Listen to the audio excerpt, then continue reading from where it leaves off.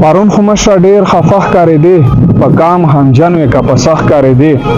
د ستا خواږه یاران په څنګ کې نه و، په زړه داخلې وې جانان عجیبه ښکارېدې. سلامونه نیکې هیلې احترامات.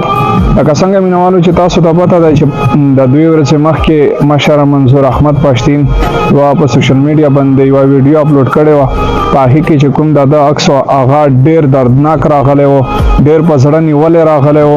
او هغې وجه دا وه چې کومې پرېکړې ده کړې وې، په هغې پرېکړې کې چې کوم مشران دي، کوم د نورو سیاسي ګوندونو دي، هغې داسې سر نه کېښوده د ده پرېکړې په باره کې.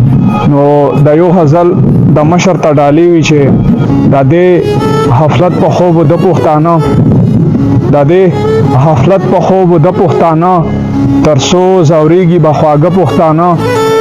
د خپل اتل پرېکړې ته غاړه نږدي، د خپل اتل پرېکړې ته غاړه نږدي، ځکه شول سپک ها درانه پښتانه.